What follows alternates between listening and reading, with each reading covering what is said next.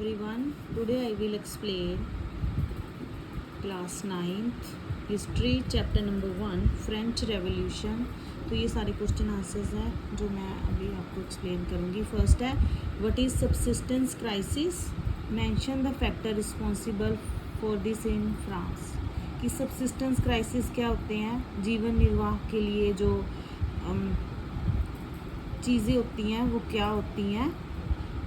तो फैक्टर जो रिस्पॉन्सिबल थे फ्रांस में इसके लिए, मतलब लोगों को मुश्किलों का सामना क्यों करना पड़ा रोटी के लिए, ब्रेड के लिए। तो factor responsible for this in France. तो आंसर है the population of France rose from about 23 million in 1715 to 28 million in 1789।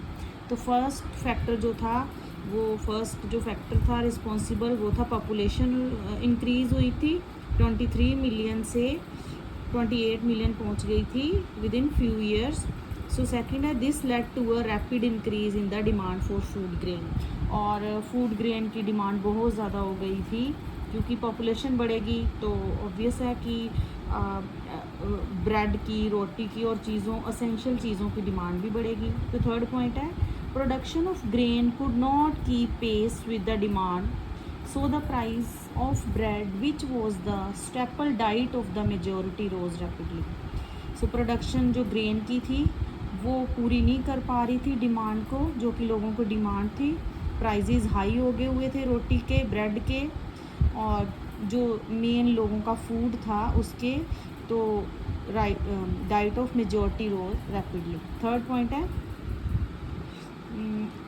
Fourth point is most worker were employed as labourer in workshops whose owner fixed their wages but wages did not keep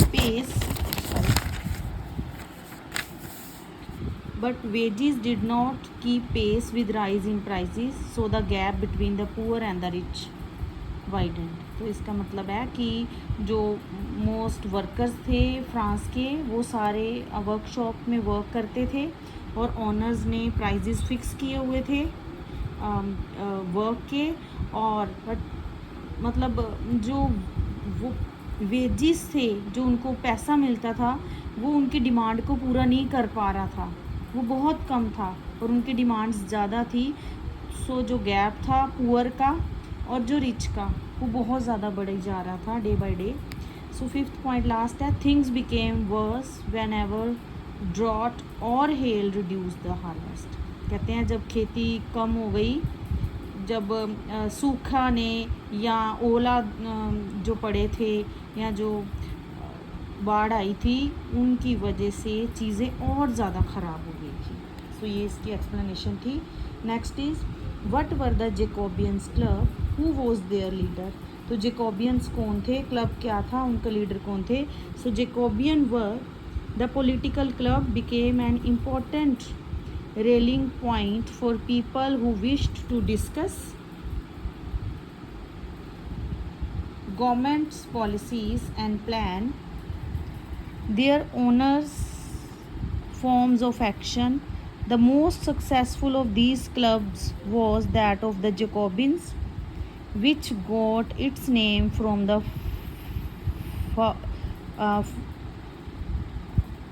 former convent of Saint Jacobin in Paris.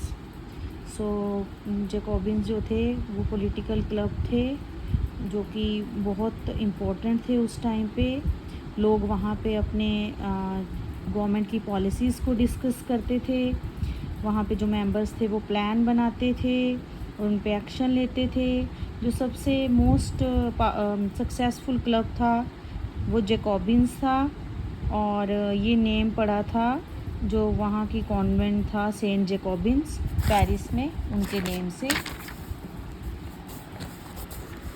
So next question is what was the significant of tennis court oath in French revolution.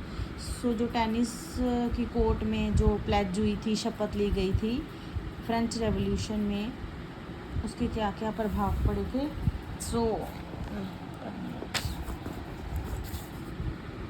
So tennis oath was a significant event French revolution, बहुत महत्वपूर्ण भूमिका निभाई है tennis oath ने French revolution event में.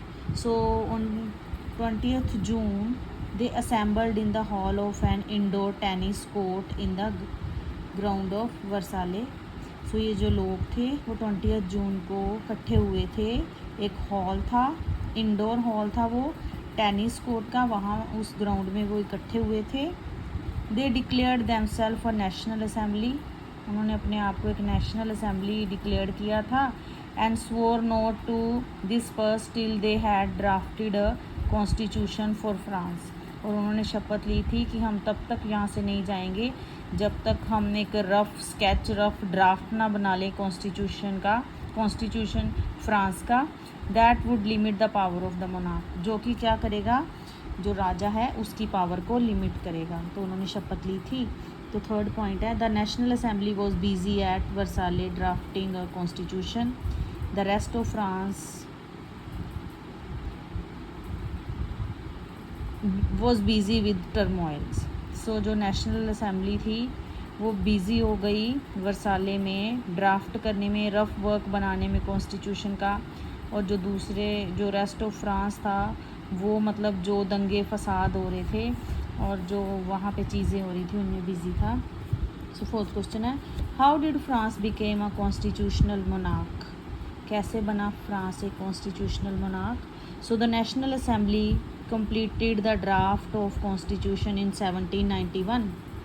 Its main object was to limit the power of the monarch. जो national assembly थी वो उन्होंने कंप्लीट किया ड्राफ्ट वर्क कॉन्स्टिट्यूशन का 1791 में, और उसका मेन ऑब्जेक्ट जो था वो राजा की पावर को लिमिट लगाना था.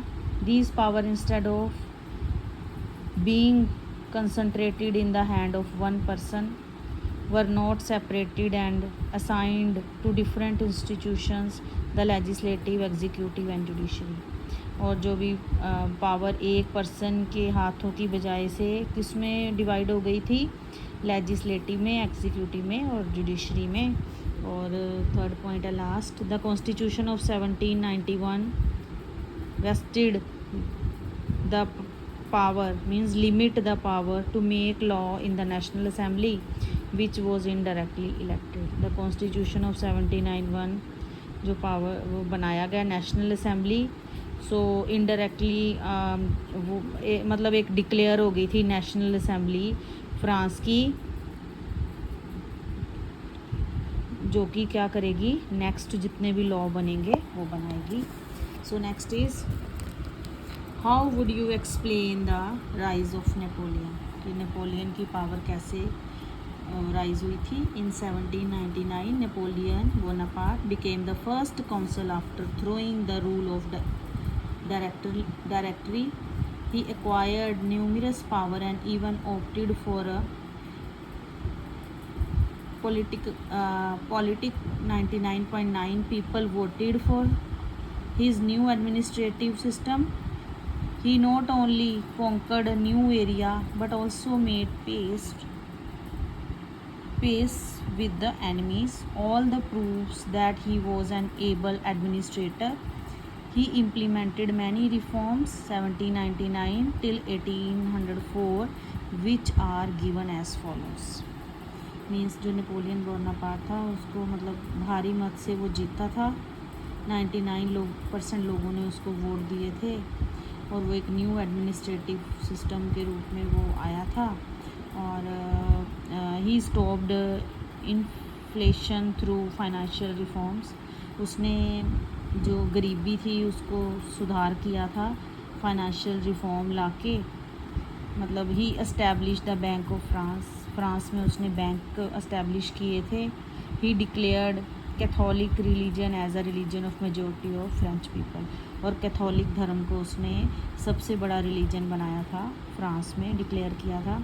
He introduce the Napoleon code which become the basis of French legal system in the future. Napoleon code भी उसने इंट्रोड्यूस किया था. सो नेक्स्ट है draw up a list of democratic rights we enjoy today. Whole origin could be trace to French revolution. कहते हैं मतलब एक list हमें बताओ, डिस्कस करो कि जो डेमोक्रेटिक राइट्स हम अभी एंजॉय कर रहे हैं वो उसका ओरिजिन जो था वो फ्रेंच रेवोल्यूशन से हुआ था. So some of rights we enjoy today originated from the French revolution.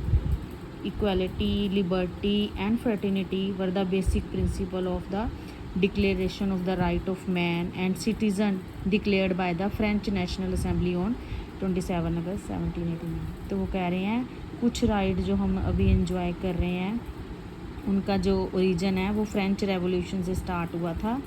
भाईचारे का, एकता का, लिबर्टी का, और ये सभी जो राइट्स हैं ये इंट्रोड्यूस किए थे नेशनल असेंबली ने 27 अगस्त 1789 को. So who were Jacobins. So one of the most famous and influential political in the development of French Revolution was the Jacobins. They were also called the Society of Friends of the Constitution.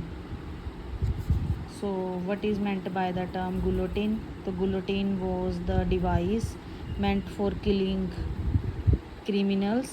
It was invented, मतलब criminal कौन से, जो कि वहाँ पे जो कि मतलब वो क्या करते थे कि मैं बताती हूँ. It was invented by doctor Guillotin and consisted of two poles on parallel side and a blade on the upper part of the pole. Person convicted was placed at the center and beheaded with the strike of the blades. मतलब जो भी monarch के against जाता था तो उसको गुलोटिन कर दिया जाता था. ठीक है, तो ये था guillotine. So this is the chapter. Some short question answers also I will explain later. Thank you.